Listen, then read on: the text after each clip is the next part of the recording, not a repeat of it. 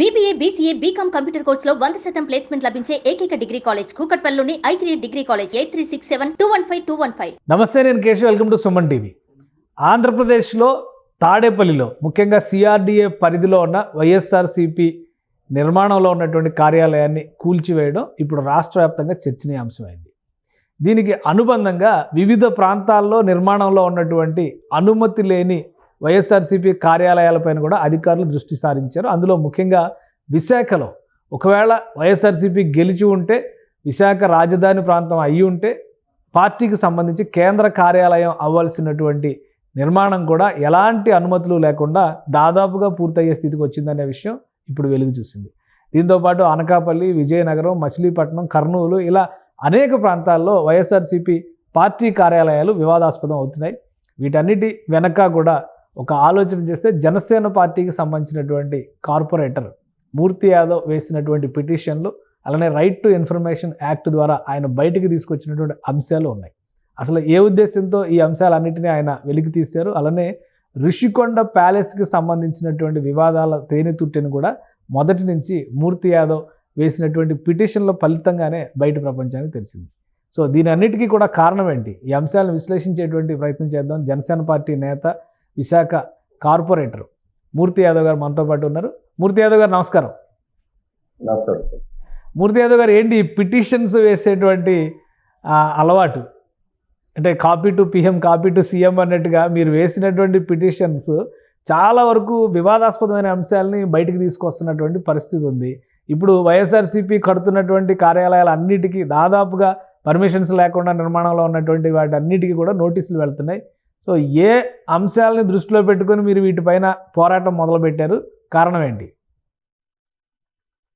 ప్రజల తరపున పోరాడటమే మన యొక్క పోరాట స్ఫూర్తి అని చెప్పి మా జనసేనాని పవన్ కళ్యాణ్ గారి స్ఫూర్తితో, ఆయన సిద్ధాంతాలతో, ఆయన ఆశయాలతో ఎప్పటికప్పుడు ఈ ప్రాంతంలో జరుగుతున్నటువంటి అవినీతి అక్రమాలు, అలాగే ఈ ప్రాంత సంపదను దోచుకుంటున్నటువంటి వైనం ఏదైతే ఉందో, అప్పటి అధికారంలో ఉన్నటువంటి వైఎస్ఆర్ కాంగ్రెస్ పార్టీ అధికారంలోకి వచ్చిన దగ్గర నుంచి కూడా వాళ్ళు ప్రతిపక్షం ఉండేటప్పుడు అవన్నీ ప్రభుత్వ భూముల కింద కాపాడుతామని చెప్పి పదే పదే చెప్పి, వాళ్ళ అధికారంలోకి వచ్చిన తర్వాత ఆ భూములు చేజెక్కించుకొని మొత్తం అంతా కూడా లూటీ చేసేసినటువంటి ఉత్తరాంధ్ర యొక్క పరిస్థితిని ఎప్పటికప్పుడు మేము సంబంధిత అధికారులు ఫిర్యాదులు చేయటం, ఆ ఫిర్యాదులు చేసిన తర్వాత సంబంధిత అధికారులు కనుక చర్యలు చేపట్టకపోతే న్యాయస్థానాన్ని ఆశ్రయించడం అనేది పూర్తి స్థాయిలో ఆధారాలతో ఎప్పటికప్పుడు రాష్ట్ర ప్రజల కోసం, ఈ ప్రాంత అభివృద్ధి కోసం వీళ్ళు ప్రజల సంపదని, ఉత్తరాంధ్ర సంపదని దోచుకుంటున్న వైనాన్ని చూసి ఖచ్చితంగా ప్రజల తరపున నిలబడాలి, మనం పోరాడాలని చెప్పి పోరాట స్ఫూర్తితో ఉన్నటువంటి మా నాయకుడు పవన్ కళ్యాణ్ గారి స్ఫూర్తితో మేము ఎప్పటికప్పుడు పోరాటం చేస్తూ ఉన్నాం.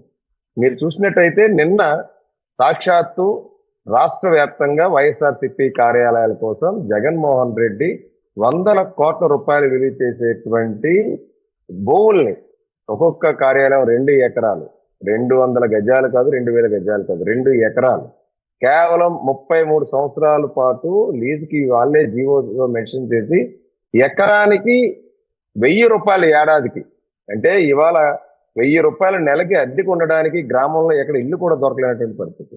ఎకరానికి నగరంలో కాదు, రాష్ట్రం మొత్తం మీద ఎకరానికి 1000 రూపాయలు 33 సంవత్సరాల పాటు లీజుకి తీసుకొని మొత్తం కారు చౌకగా అసలు ఆ యొక్క భూమి విలువ వందల కోట్ల రూపాయలు ఉన్నటువంటి భూముల్ని అత్యంత కీలకమైనటువంటి ప్రాంతాల్లో వీళ్ళు కేటాయింపు చేసేసుకొని ప్రజాధనంతో వీళ్ళు అక్కడ రోడ్లు నిర్మించేసుకొని బిఎంఆర్డిఏ నిధులు కానీ, విశాఖ జీవీఎంసీ మహానగరపాలక సంస్థ నిధులతో కానీ, రోడ్లు కానీ, గ్రీనరీ కానీ, లైటింగ్స్ కానీ, ఇన్ఫ్రాస్ట్రక్చర్ మౌలిక సదుపాయాలన్నీ కూడా ప్రజాధనంతో, ప్రజల పన్నుల రూపంలో కడుతున్నటువంటి ప్రభుత్వ డబ్బులతోని వీళ్ళు సోకులు చేసుకుని వీళ్ళు వైసీపీ కార్యాలయాల దగ్గర చిట్ట చివరికి వీళ్ళు కట్టాల్సినటువంటి భవనాలకు కూడా అనుమతులకు కనీసం పొందకుండా, అంటే జీవీఎంసీకి కట్టాల్సినటువంటి ఫీజెస్ కూడా కట్టారో లేదో తెలియదు. ఫీజులు కట్టి ఉంటే ఖచ్చితంగా ప్రొసీడింగ్స్ వచ్చి ఉండండి, ఆ ప్రొసీడింగ్స్ కూడా రాలేదని ఫీజులు కట్టలేదే ఉంటుంది. ఏడాదిన్నరగా వీళ్ళు ప్లాన్కి అప్లై చేసేసి వాళ్ళ ఎల్టీపీ లాగిన్లోనే ఉంచేసి ప్లాన్ అప్రూవల్ తీసుకోకుండా, ఈ అధికారం ఉంది కదా 30 ఏళ్ల పాటు మనమే రాజ్యాన్ని వెళుతాం, రాష్ట్రాన్ని మొత్తం అంతా దోచుకోవచ్చు, దోచుకు తినొచ్చు అనేటువంటిది ముక్కలుగా పంచుకు తినొచ్చు అని చెప్పి వైసీపీ నాయకులు ఏదైతే పన్నాగం పన్నిన దాంట్లో భాగంగా అదే ధీమాతో అసలు వీళ్ళు కార్యాలయాలు కనీసం పర్మిషన్స్ లేకుండా కార్యాలయాలు కట్టేశారు. ఆ కార్యాలయాలకి పవర్ కనెక్షన్స్ కూడా ఇచ్చేశారు. అధికారం ఉంది కదా, అసలు ఆ కార్యాలయాలు అక్రమ నిర్మాణాలు ఇవాళ వైసీపీ కార్యాలయాలు అని చెప్పి నిన్న ఆగమేఘాల మీద జిల్లా కలెక్టర్ డాక్టర్ కె మల్లికార్జున్ గారు, అలాగే జీవీఎంసీ కమిషనర్ సాయికాంతవరం గారు ఉదయం నుంచి ఆ ఫైల్ ఎలా మూవ్ చేసి అప్రూవల్ చేసేద్దాం అని చెప్పి సాయంత్రం 3:57 మొదలు పెట్టినటువంటి ఆ ఫైల్ ప్రొసీడింగ్స్ ఏదైతే ఇంటర్నల్ గా ఒక ఫైల్ అప్రూవల్ చేయాలంటే జీవీఎంసీ పరిధిలో ఎల్టీపీ లాగిన్, అంటే ఆ యొక్క నిర్మాణదారుడు, భవన నిర్మాణదారుడు ఎల్టీపీ లాగిన్ ఉంటుంది. ఆ ఎల్టీపీ లాగిన్ దగ్గర నుంచి టీపీఎస్కి వెళ్ళాలి, టీపీఎస్ నుంచి టీపీఓకి వెళ్ళాలి, టీపీఓ నుంచి ఏసీపీకి వెళ్ళాలి, ఏసీపీ నుంచి డీసీపీ, డీసీపీ నుంచి సీసీపీ, సీసీపీ నుంచి కమిషనర్కి వెళ్తానే కానీ అప్రూవల్ అవుతుంది. అలాంటిది 5 స్టెప్స్, అంటే 5 అధికారుల చేతులు అర్ధ గంటలో మారిపోయినాయి. నిన్న సాయంత్రం 3:57 నుంచి 4:30 లోపల అర్ధ గంటలో మారిపోయిన పరిస్థితుల్లో మేము అది గమనించి మొన్నటి ఇన్ని దశలు దాటడానికి ఇన్ని రోజులు లేని తొందర. ఆల్రెడీ గవర్నమెంట్ మారిపోయింది, కొత్త గవర్నమెంట్ ఛార్జ్ తీసుకుంది, ఇవన్నీ మనం చూస్తూనే ఉన్నాము. సో ఇంత జరిగిన తర్వాత ఏ ధైర్యంతో ఫైల్ మూవ్మెంట్ జరిగి ఉంటుంది? మీ అంచనా ఏంటి? జనసేన పార్టీ కార్పొరేటర్ గా నేను జీవీఎంసీలో కొంత కీలకంగా వాళ్ళ యొక్క వ్యవహారాలు ఎప్పటికప్పుడు వైసీపీ వ్యవహారాలు, అవినీతులు బయట పెడుతున్న దాంట్లో కీలకంగా వ్యవహరిస్తున్న సమయంలో దీని మీద పరిశోధన చేస్తున్నాం మొన్నటి నుంచి. మొన్న పరిశోధన స్టార్ట్ చేశారనగానే ఆ రోజు మొన్నటి రోజు నాడే 14 లక్షలు వీళ్ళు ఫీజు కట్టేసి నిన్న వాళ్ళని సంబంధిత అధికారులు లాగిన్ లోకి రప్పించేసి 5 దశల్లో నా ఫైల్ మూవ్ చేస్తున్న సందర్భంలో ఆ మూమెంట్ ఎప్పటికప్పుడు నేను చూస్తున్నాను, వేరే వాళ్ళ అధికారుల ద్వారా తెలుసుకుంటున్నాను. వెంటనే GVMC chief city planar Suresh గారి దగ్గరికి వెళ్ళి రిటర్న్ గా లిఖితపూర్వకంగా కంప్లైంట్ ఇచ్చాను. మీరు బిల్డింగ్ నిర్మాణం అయిపోయినట్టు అక్రమ నిర్మాణం అయిపోయిన దానికి అక్రమంగా ఇవాళ మీరు ప్లాన్లు ఇచ్చేటువంటి కార్యక్రమం చేస్తున్నారు. జీవీఎంసీలో పెట్టాల్సిన ప్లాన్ విఎంఆర్డీలో ఎలా పెట్టారు? విఎంఆర్డీఏ అన్నది అసలు కలెక్టర్ గారు చూస్తూ ఉంటారు. కలెక్టర్ గారు యొక్క పర్యవేక్షణలో నా యొక్క ప్లాన్ అప్రూవల్ ఎందుకు జరుగుతూ ఉంది, జీవీఎంసీ పరిధిలోకి రావాలి కదా అని చెప్పి నిన్న అధికారికంగా అనకాపల్లి వైసీపీ కార్యాలయానికి, విశాఖలో ఎండాడ వైసీపీ కార్యాలయానికి ఆ వెంటనే అక్రమ అనుమతులు మీరు ఇవ్వకండి, అక్రమ నిర్మాణాలు మీరు కూల్చివేయాలని చెప్పి నిన్న రిప్రజెంటేషన్ ఇచ్చిన వెంటనే అక్కడ ప్లాన్ యొక్క ప్రొసీడింగ్స్ జరుగుతున్నటువంటి కార్యక్రమాన్ని నిలిపివేసి వాళ్ళు నోటీసులు జారీ చేశారు. ఇవాళ సాక్షాత్తు ఆ కోడిగుడ్డు అమరు ఎవరైతే ఉన్నారో మంత్రి, కోడిగుడ్డు మంత్రి, మాజీ మంత్రి, ఇవాళ మేము సక్రమంగా ఉన్నాయి, మా దగ్గర పేపర్లు ఉన్నాయి, మేము వీళ్ళంతా నానా హైరాణ చేస్తున్నారు అంటున్నారు. అసలు ప్రొసీడింగ్స్ ఉన్నాయండి? ఇవాళ అనకాపల్లి పార్టీ ఆఫీస్ విజిట్ చేసి ఇల్లీగల్ అని నోటీసులు అంటే ఆ నోటీసులు చింపేసి ఇవన్నీ అవగాహన లేని చర్యలు, కక్షపూరిత చర్యలు నిజంగానే చెప్పండి. అంటే కక్షపూరిత చర్యల్లో భాగం ఇది అని అంటున్నారు. కక్షపూరిత చర్యల నిజంగానే వాళ్ళు ఫీజులు కట్టలేదు, అప్రూవల్స్ లేవు, ప్రయర్ పర్మిషన్స్ అంటే ముందస్తు అనుమతులు లేకుండా మామూలుగా ఒక ఇల్లు ఏదన్నా కడితే కూడా ఒక 10 మంది అధికారులు వచ్చి ఆ పర్మిషన్స్కి సంబంధించినవి 100 సార్లు తనిఖీ చేస్తారు. అంత పెద్ద నిర్మాణం జరుగుతుంటే G+1 అంత విశాలమైనటువంటి ఒక ప్యాలెస్ లాగా అన్నీ కనిపిస్తూ ఉంటే అనకాపల్లిలో కానీ విశాఖపట్నంలో కానీ ఎవరో ప్రశ్నించేవాళ్ళు లేరా? అధికారులు చూసేవాళ్ళు కూడా లేరా ఆ దిక్కులో? ఇవాళ నోటీసులు ఇచ్చింది జనసేన పార్టీ వెళ్ళి నోటీసులు ఇవ్వలేదు, తెలుగుదేశం పార్టీ వెళ్ళి నోటీసులు ఎత్తిలేదు, బీజేపీ పార్టీ వెళ్ళి నోటీసులు జారీ చేయలేదు.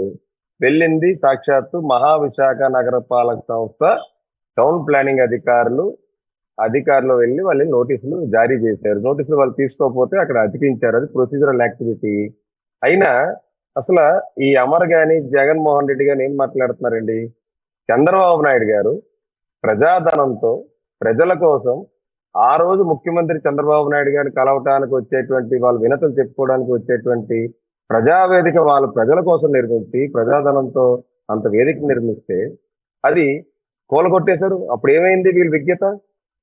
సాక్షాత్తు ఇప్పుడు రాష్ట్ర అధ్యక్షుడు తెలుగుదేశం పార్టీ పల్లా శ్రీనివాసరావు గారి యొక్క పవన సముదాయం గాజువాకలో ఎప్పుడో నిర్మించిన దాన్ని రోడ్డు విస్తరణ చేస్తామని చెప్పి ఏమీ చేయకుండానే సగ నిలువున కుప్పకూల్చేశారు వీళ్ళు కక్ష సాధింపు చర్యల్లో భాగంగా.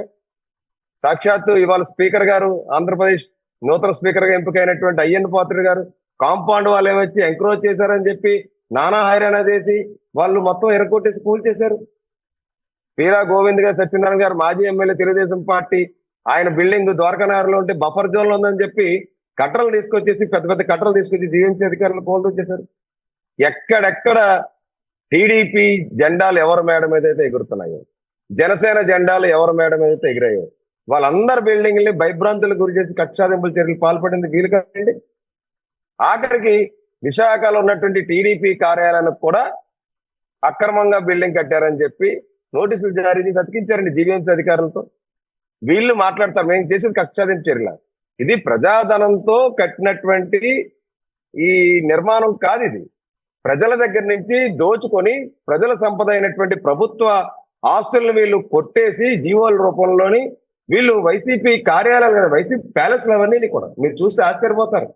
ఒక పార్టీ కార్యాలయం, ఒక ప్యాలెస్, అది పార్టీ కార్యాలయం అని చెప్పి ఆశ్చర్యపోయి నిబ్బరిపోయేంత పరిస్థితుల్లో ఇవాళ ఉన్నాయి ఆ కార్యాలయాలన్నీ కూడా. ఫీజులు కట్టలేదు వీళ్ళు, అధికారం ఉంది కదా అని చెప్పి అధికార మదంతో వీళ్ళు ఐఏఎస్ అధికారులు ఐఆర్ఎస్ అని చెప్పి అనిపించుకునేలాగా విశాఖ జిల్లా కలెక్టర్ మల్లికార్జును అలాగే జీఎంసీ కమిషనర్ సాయికాంత్ వరంలో వీళ్ళకి తొత్తులుగా వ్యవహరించి పూర్తి స్థాయిలో వీళ్ళు ఆ యొక్క నిర్మాణ పనులు చేపట్టేస్తే ఇప్పటి వరకు అధికారులు ఏం చేస్తున్నారు సార్? అధికారులు నమ్మకం నీరెత్తినట్టున్నారుగా. ఎందుకు అధికారులు ఇప్పటి వరకు అక్రమ నిర్మాణం వైపు వెళ్ళలేదు? కేవలం జగన్మోహన్ రెడ్డి పార్టీకి సంబంధించిన భవనాలు. అదే సామాన్యుడితో అయితే ఏం చేస్తారు? ఏ ధైర్యంతో అధికారులు ఇప్పుడు సిఆర్డిఏ పరిధిలో ఉన్నటువంటి తాడేపల్లిలో ఉన్నటువంటి నిర్మాణం చేస్తున్నటువంటి భవనానికి సంబంధించి అధికారులు రాసినటువంటి నోట్ ఒకటి వెలుగులోకి వచ్చింది. చాలా క్లియర్గా అక్కడ irrigation property sir, irrigation WALTA చట్టాలని ఇరిగేషన్ ప్రాపర్టీ కెనాల్ పక్కన ఉన్నటువంటిది ఎంత దారుణం అండి, ఎంత బరి తెగింపండి. కానీ అంటే నోట్ అధికారి ఒక నిమిషం అధికారి చాలా క్లియర్గా ఈ ప్రపోజల్ని తిరస్కరిస్తున్నామని రాసినప్పటికీ కూడా ఏ ధైర్యంతో ఎవరు హ్యాండ్ ఓవర్ చేసుకున్నారు ల్యాండ్, ఎవరు నిర్మాణం ప్రారంభించారు, అంటే వీటిపైన చర్యలు తీసుకోవడానికి అసలు ఏమన్నా చట్ట ప్రకారం అవకాశం ఉందా? ఇప్పుడు మీరు అక్కడ తీసుకొచ్చినటువంటి అంశాలు కూడా విశాఖలో ఏంటంటే నిర్మాణం ఇంకా దాదాపు 80% కంప్లీట్ అయినట్టు కనిపిస్తుంది. ఆ దృశ్యాలను బట్టి చూస్తే పెయింటింగ్ కూడా వేసేసారు బయట సైడ్ చూస్తే. సో ఇక్కడ తాడేపల్లిలో జరిగింది ఏంటంటే జస్ట్ నిర్మాణం జరుగుతుంది కాబట్టి కూలగొట్టారు. కానీ ఇలాగా ఎలాంటి అనుమతి లేకుండా, ఎలాంటి ప్రొసీజర్ ఫాలో అవ్వకుండా ప్రభుత్వ స్థలాన్ని ఏ విధంగా హ్యాండ్ ఓవర్ చేసుకున్నారు, ఏ విధంగా నిర్మాణాలు చేపడుతున్నారు, దానిపైన చర్యలు తీసుకోవడానికి అసలు అవకాశం ఏదన్నా చట్టపరంగా? వీళ్ళకి పద్ధతులు, నియమ నిబంధనలు, వీళ్ళకి అనుమతులు ఏమీ అవసరం లేదండి. ఇది ఒక అరాచక ప్రభుత్వం. జగన్మోహన్ రెడ్డి ప్రభుత్వం అంతా కూడా 5 ఏళ్ల పాటు అరాచకం చేయడం, విధ్వంసం చేయడం, బలవంతంగా బెదిరించడం, లాక్కోవడం, వీళ్ళు నచ్చిన చోట బిల్డింగ్లు కట్టేసుకోవడం, నచ్చిన వాళ్ళకి కట్టబెట్టడం, దాచుకోవడమే యథేచ్ఛగా అయ్యింది. కాబట్టి రాష్ట్ర ప్రజలందరూ కూడా ఇంత అద్భుతమైనటువంటి తీర్పు అసలు ఇవ్వడం జరిగింది కూటమి ప్రభుత్వానికి. ఖచ్చితంగా ఏదైతే వీళ్ళు వాల్టా చట్టాలని ప్రభుత్వ రంగ సంస్థలకు చెందినటువంటి భూముల్ని వీళ్ళు వైసీపీ కార్యాలయం కింద అధికారులు నోట్ ఫైల్లో మెన్షన్ చేసినప్పటికీ కూడా వాళ్ళు బేఖాతరు చేస్తూ ఆ నోటీసులను కనీసం పరిగణలో తీసుకోకుండా వీళ్ళు చేసిన నిర్మాణ పనులు ఎవరైతే దానికి సహకరించినటువంటి అధికారులు ఎవరైతే ఉన్నారో ఆ అధికారులు కానీ వీళ్ళందరి మీద చట్టరీత్యా చర్యలు తీసుకోవాలండి. ఖచ్చితంగా చర్యలు తీసుకోవాలి. ఇంత మరీ పెద్ద ఎత్తున బరి తెగింపుకి వీళ్ళు పాల్పడి లూటీ చేసేసి ప్రభుత్వ ఆస్తులండి, విలువైనటువంటి 100 కోట్ల రూపాయల ఆస్తులు అవన్నీ కూడా. ఆ యొక్క భూమి విలువ చాలా విలువైంది. అది ఆ ప్రాంతంలో అయినా కెనాల్ పక్కన ఎవరైనా పార్టీ కార్యాలయం అంత యథేచ్ఛగా కడతారండి? అది ఎంత దారుణం అండి. వీళ్ళకి ఏమీ లేదండి, అధికార మదంతో వీళ్ళు కొట్టుకొని జగన్మోహన్ రెడ్డి ప్రభుత్వం ఇంకా మనకి ఎదురు లేదు, జీవితకాలం బ్రతికున్నంత కాలం అని చెప్పి ఏదో చూడండి శాశ్వత గౌరవ అధ్యక్షుడు అని చెప్పి పార్టీకి అనౌన్స్ చేస్తున్నారు కదా వైసీపీకి. అప్పుడు అసలు ఏ పార్టీకి శాశ్వత గౌరవ అధ్యక్షులు ఉండరు.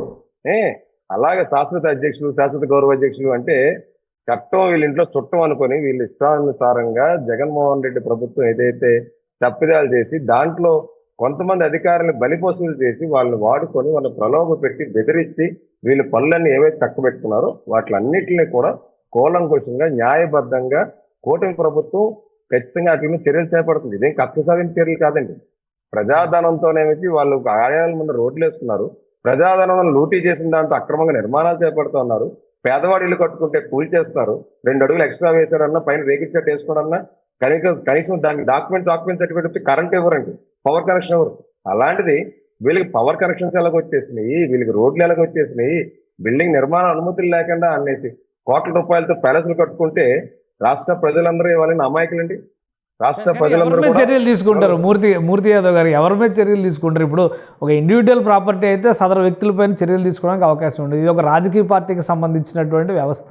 ఎందుకంటే ఇప్పుడు సిఆర్డీఏ పరిధిలో కూల్చేసే నిర్మాణానికి సంబంధించి కోర్టులో వేసిన పిటిషన్ చూస్తే కూడా జగన్మోహన్ రెడ్డి గారో లేదా ఇంకొకరు ఎవరో లేరా, అది గుంటూరు జిల్లా కమిటీ అధ్యక్షుడి పేరు మీద కేసు ఫైల్ అయింది. అంటే జిల్లా కమిటీ కార్యాలయం కింద దాన్ని చెప్తున్నారు. రేపు విశాఖలో కూడా దాదాపు అటువంటి పరిస్థితి ఉంటుంది. కాబట్టి చర్యలు ఎవరి మీద తీసుకునే అవకాశం ఉంటుంది? ప్రభుత్వం మీద చర్యలు తీసుకోలేము. ఇప్పుడు ఆంధ్రప్రదేశ్ ప్రభుత్వం అంటే రిప్రజెంటేషన్ ఇప్పుడు రిప్రజెంటెడ్ బై భవనం ఎవరి పేరు మీద ఉన్నదన్నది ఒక ఎత్తు. భవన యజమాని పేరు మీద ఎలాగైనా సరే చర్యలు చేపడతారు. ఆ భవనం ఎవరు, దాని బినామీగా ఉన్నది ఎవరు, ఆ పార్టీకి అధ్యక్షుడు ఎవరు, పార్టీ అధ్యక్షుడు హోదాలో ఉన్నది ఎవరు, ఆ పార్టీ అధ్యక్షుడు హోదాలో ఉండి ఆ యొక్క దీంతోనే కదా ఈ నిర్మాణ పనులన్నీ చేపట్టి ఇవన్నీ చేసినవి.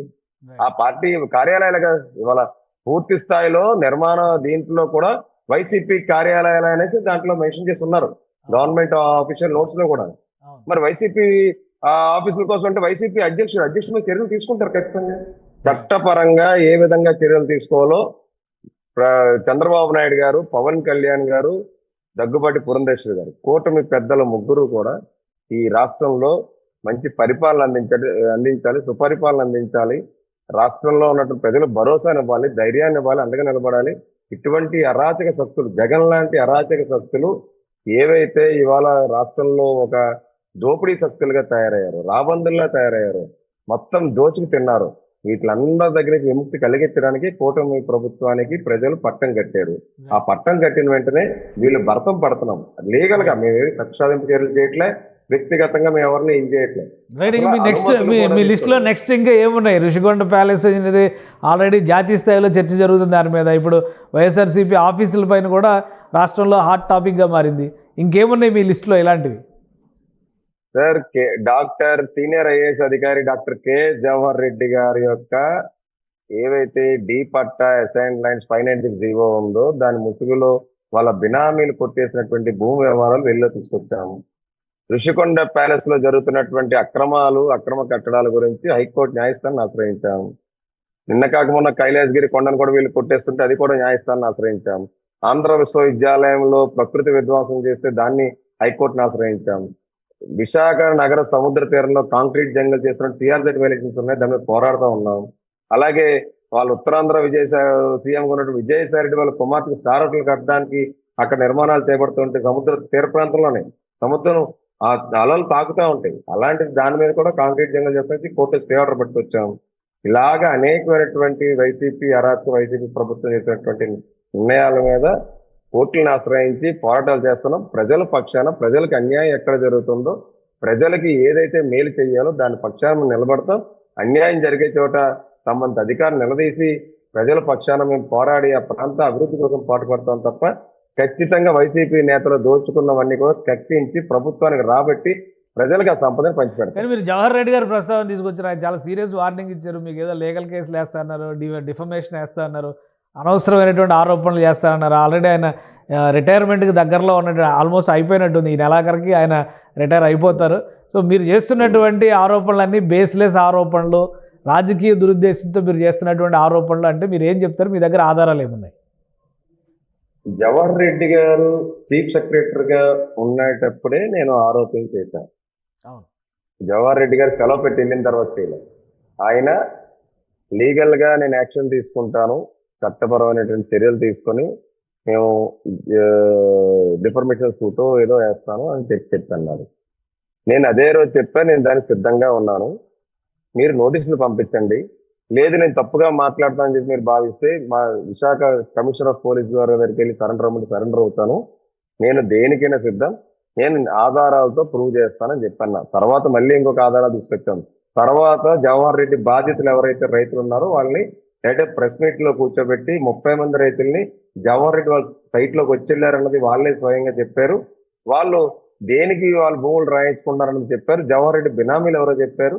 మేము ప్రతిదీ కూడా ఇప్పటి వరకు చేసిన పోరాటాల్లో నిరాధారమైనటువంటి ఆరోపణలు చేయటం, నిరాధారంగా పొలిటికల్ మైలేజ్ కోసమో లేదంటే పర్సనల్ మైలేజ్ కోసమో ఏ రోజు కూడా విశాఖే రాలేదని చెప్తున్నారు. విశాఖపట్నం రానే లేదు, ఆయన కుమారుడు అసలు విశాఖపట్నానికే రాలేదు. ఇవన్నీ కూడా మీరు కల్పించినటువంటి విమర్శలు, ఆరోపణలు. అంటే జవహర్ రెడ్డి గారు ప్రెస్ నోట్ రిలీజ్ చేశారు కదా సార్, జవహర్ రెడ్డి గారు చెప్పారు ఏమని, నేను విశాఖ వచ్చాను, మా స్నేహితుడు పెళ్లి, వాళ్ళ కొడుకు పెళ్లికి అటెండ్ అవ్వలేకపోయాను, ఇప్పుడు చూడటానికి వచ్చాను. వాళ్ళు ఇల్లు ఎక్కడ ఉంది, వాళ్ళ స్నేహితుడి ఇల్లు భోగాపురం ఎయిర్పోర్ట్ ఎక్కడ ఉంది, అసలు సింహాచలం వచ్చి చందనోత్సవంకి ముందు రోజు నాడు వచ్చినటువంటి జవహర్ రెడ్డి గారు ఎందుకు దొంగచాట్లు వచ్చారు? ఆ యొక్క చందనోత్సవంకి వెళ్ళి దర్శనం చేసుకొని, చందనోత్సవం ముందు రోజు దర్శనం చేసుకొని ఎక్కడికి వెళ్ళారు? అసలు ఇంకా ఎన్నిసార్లు వచ్చారు? దేనికి రావాల్సి వచ్చింది? జవహర్ రెడ్డి గారు ఇవన్నీ మాట్లాడారు కదా, ఆయన ఒప్పుకున్నారు కదా వచ్చామని. మేము మాట్లాడిన జవహర్ రెడ్డి గారు ఒప్పుకున్నారు. డాక్యుమెంటల్ ఎవిడెన్స్ కోర్టు చూసేదంతా డాక్యుమెంటల్ ఎవిడెన్స్. మీరు వచ్చారు వెళ్ళారు అని చెప్పంటే కోర్టు నమ్మకపోవచ్చు కదా. సో డాక్యుమెంటల్ ఎవిడెన్స్ ప్రాపర్గా మీకు ఉందా ఈ విషయంలో? జవహర్ రెడ్డి గారు కానీ ఆయన కుటుంబం కానీ. సార్, జవహర్ రెడ్డి గారి వ్యవహారం మొత్తం మీద సిబిఐ విచారణ జరిపించమని అడిగాం మేము. ఎయిర్పోర్ట్ లో ల్యాండ్ అయ్యేటప్పుడు, టోల్ గేట్ ఏదైతే భోగాపురం టోల్ గేట్ లో వెళ్ళేటప్పుడు, అలాగే ఆ సింహాచలం దేవస్థానానికి వచ్చినటువంటి ఇవన్నీ సీసీ ఫుటేజ్ ఉండవా సార్? ఇవి వీళ్ళు కాల్ డేటా వెరిఫై చేయరా సార్? వీళ్ళు మూమెంట్ రిజిస్టర్ ఉండదా? ఆయన చీఫ్ సెక్రటరీ గారు కదా, రాష్ట్రానికి పెద్ద దిక్కు ఆయన ఆ రోజు, సీనియర్ ఐఏఎస్ అధికారి. అది కాక ఆయన ప్రైవేట్ బినామీ ఆస్తులు ఏమున్నాయి కూడా కొన్ని చెప్పాం, ఇంకా కొన్ని చాలా ఉన్నాయి, వస్తాయని చెప్పాను. సో ఉందా ఇంకా వర్క్ లో ఉన్నారా మీరు? ఇంకా డేటా బయటికి తీసే పనిలో ఉన్నారా? వర్క్ లో నిత్యం మేము పరిశోధిస్తూ ఉంటాం. ఒక విషయం మొదలు పెట్టిన తర్వాత, ఒక విషయం మీద మేము కార్యక్రమం మొదలు పెట్టిన తర్వాత పూర్తి స్థాయిలో చివరి వరకు కూడా పోరాడేటువంటి వ్యక్తి. ఏదో ఒక రోజు దాని గురించి మాట్లాడేసి ఇల్లు తీసుకొచ్చి కంప్లైంట్ ఇచ్చేసి ఊరుకుంటుపోయే వ్యక్తి కాదు. ఎందుకంటే న్యాయ పోరాటాలు చేస్తున్నప్పుడు ఎప్పటికప్పుడు అప్డేట్ ఇన్ఫర్మేషన్ న్యాయస్థానంలో మనం సబ్మిట్ చేయాలి. అట్ ద సేమ్ టైం ప్రజలకు కూడా ఆధారాలతో చెప్తే ప్రజలకి మన మీద నమ్మకం, విశ్వాసం ఉంటుంది. మా పార్టీ అధినాయకుల మీద, మా పార్టీ మీద విశ్వాసం మరింత పెరుగుతుంది. సో మీ పోరాటం ఈ విధంగా కొనసాగుతుంది అంటారు ఇలా? అంటే జీవితంలో కంఠంలో ఊపిరిలో ఉంటుండేంత వరకు కూడా, కొనూపిరి వరకు కూడా నా పోరాటం ఇలాగే ఉంటుంది. ఏంటి మీ బ్యాక్గ్రౌండ్ ఏంటి? మీ బ్యాక్గ్రౌండ్ ఏంటి? మీ ధైర్యం ఏంటి? జస్ట్ ఒక చిన్న కార్పొరేటర్ అనేటువంటి పొజిషన్ అనేది రాజకీయాల్లో పెద్ద పొజిషన్ ఏం కాదు. అలానే మీ బ్యాక్గ్రౌండ్ ఏంటి? మీ ధైర్యం ఏంటి? ఇలాంటివి ఇంత బలమైనటువంటి రాజ్య వ్యవస్థలపైన కానీ, లేదంటే రాజకీయాలను శాసిస్తున్నటువంటి వ్యక్తులపైన కానీ పోరాడేటువంటి క్రమంలో మీ ధైర్యం ఏంటి? పోరాట యోధులకి, పోరాటం చేసే వాళ్ళకి, ప్రశ్నించే వాళ్ళకి బ్యాక్గ్రౌండ్ అవసరం లేదని నేనైతే అనుకుంటాను. ఎందుకంటే నేను పోరాటం చేస్తుంది కార్పొరేటర్ అయిన దగ్గర నుంచి కాదు. 25 సంవత్సరాల నుంచి పోరాటం చేస్తున్నాను. నగరంలో అనేక సమస్యల గురించి, రాష్ట్రంలో అనేక సమస్యల గురించి న్యాయ పోరాటాలు చేశాను. నేను సుప్రీంకోర్టు వరకు కూడా పోరాటాలు చేసే సందర్భాలు ఉన్నాయి. అలాంటిది ప్రజల సంపద, ప్రభుత్వ సంపదని కాపాడే విషయంలో ఎప్పుడు నిరంతర పోరాటం 25 సంవత్సరాల నుంచి చేస్తున్నాను. కార్పొరేటర్ పదవులు నాకు 3 సంవత్సరాలు అయింది వచ్చి. దీనికన్నా పెద్ద పెద్ద విషయాలు మీద పోరాడాము, అవన్నీ కాపాడగలిగాము. ప్రజా సంపదని ప్రభుత్వంలో ఉన్నటువంటి, అప్పట్లో ఉన్నటువంటి పాలకులు ఎవరైతే ఉన్నారో ఆ పాలకులు కానీ, అధికారులు కానీ దోచుకుంటున్నప్పుడు దానికి అడ్డు వేసి మనం అవన్నీ కాపాడగలిగాం. ప్రజల పక్షాన్ని నించున్నాం. ప్రాంత సంపదను కాపాడుకోవాలి, గడ్డ మీద పుట్టిన బిడ్డగా మన యొక్క బాధ్యత అని చెప్పి ఒక ఇది అంతే.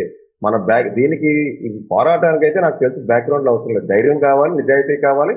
మన దగ్గర ఉన్నటువంటి పేపర్ జెన్యున్ పేపర్ అయి ఉండాలి. ఫ్యాబ్రికేటెడో, లేకపోతే ట్యాంపర్డో, లేకపోతే ఏదో పేపర్ పట్టుకొని మనం మసిపూసి మారడిగా చేసేదో కాదు. ఒక విషయం మీద మనం మొదలు పెట్టిన తర్వాత చివరాఖరి వరకు దాన్ని పోరాడి విజయం సాధించినప్పుడు ప్రజల్లో కానీ, లేదంటే ప్రాంతంలో ఉన్నటువంటి అధికారులకు కానీ అందరికీ నమ్మకం కలిగి, విశ్వాసం కలుగుతుంది. సో మీ అధినాయకుడి మన్ననలు, మీ అధినాయకుడి మద్దతు మీ చేసేటువంటి చర్యలన్నిటికీ ఉందా? మా అధినాయకుడు నమ్మబట్టి, అవన్నీ విశ్వసించబట్టే ఋషికొండ ప్యాలెస్ దగ్గరికి ఆయన ఎంతమంది పోలీస్ బలగాలు పెట్టినా అక్కడికి వచ్చి అక్కడ సందర్శించి పవన్ కళ్యాణ్ గారు, నాదెండ్ల మనోహర్ గారు ఋషికొండ ప్యాలెస్ యొక్క అక్రమాలు ఏమైతే జరుగుతున్నాయో, ఏమేమి జరిగినాయని చెప్పి అక్కడికి వచ్చి సందర్శించి నన్ను అడిగి తెలుసుకున్నారు. నేను వివరంగా చెప్పాను.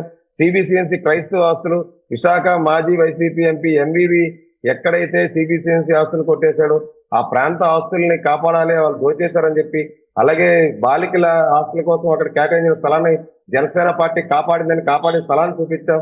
ప్రతి ఒక్క విషయంలోని జనసేనాని పవన్ కళ్యాణ్ గారి ఆశీర్వాదం, పిఎస్సి చైర్మన్ నాదెండ్ల మనోహర్ గారి ఆశీర్వాదం నాకు ఎల్లప్పుడూ వాళ్ళ ఆశీస్సులు ఉంటాయి.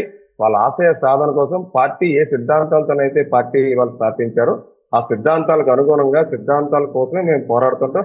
ఆ నాయకుడు స్ఫూర్తి ఏదైతే ఉందో, పవన్ కళ్యాణ్ గారి స్ఫూర్తి, ప్రజలకు కష్టం వచ్చినప్పుడు, ఆ ప్రాంతంలో ఏదైనా అవినీతి జరుగుతుందన్నా, అన్యాయం జరుగుతుందన్నా ప్రజల పక్షాన మనం నిలబడాలి. నిష్పక్షపాతంగా కుటుంబ సభ్యులైనా, సొంత పార్టీ వాళ్ళైనా, లేదంటే ప్రభుత్వంలో మన వాళ్ళు ఉన్నప్పటికీ కూడా కులాలకి, మతాలకి అతీతంగా మనం పోరాటం చేయాలి. అది అప్పుడే ప్రజలు మనం విశ్వసిస్తారు, ఆశీర్వదిస్తారని చెప్పి ఏదైతే ఆయన సిద్ధాంతం ఏదైతే ఉందో, ఆ సిద్ధాంతాలు నమ్మినటువంటి, అభిమానించేటువంటి వ్యక్తిగా నేను ఆ సిద్ధాంతాలు అవలంబింపజేసుకొని ఇవాళ సిద్ధాంతాల గురించి పోరాడుతూ ఉన్నాను ఇవాళకి. రైట్ రైట్ థ్యాంక్ యూ మూర్తి యాదవ్ గారు మీ అభిప్రాయాన్ని తెలియజేసినందుకు. ఇది మూర్తి యాదవ్ గారి అభిప్రాయం. అలానే రిషికొండ దగ్గర నుంచి కూడా వైఎస్ఆర్సీపీ కార్యాలయాల పేరుతో జరుగుతున్నటువంటి ప్రతి చోట ఏదో రకమైనటువంటి ఉల్లంఘనలు ఉన్నాయనేది మూర్తి యాదవ్ చెప్తున్నటువంటి మాట. ముఖ్యంగా ఉత్తరాంధ్రకు సంబంధించినటువంటి ఆస్తుల పరిరక్షణలో తను ఒక అడుగు ముందుకు వేసి అన్ని సందర్భాలలో నిలబడ్డారని చెప్తున్నారు. మాజీ సీఎస్గా ఉన్నటువంటి జవహర్ రెడ్డి గారి కుటుంబం ఇక్కడ భారీ ఎత్తున దోపిడీకి పాల్పడింది. దానిపైన న్యాయ పోరాటం కొనసాగుతుంది. అలానే ఆధారాలతో సహా కోర్టుకి అన్ని అంశాలని సమర్పిస్తానని మూర్తి యాదవ్ చెప్తున్నారు. ఇక ఆయన పోరాటం ఏ విధంగా ముందుకు సాగుతుందో వేచి చూడాలి. ఇది special discussion. Keep watching. Suman టీవీలో మీ పర్సనల్ అండ్ బిజినెస్ ప్రమోషన్స్ కోసం కింది నెంబర్కి కాంటాక్ట్ చేయండి.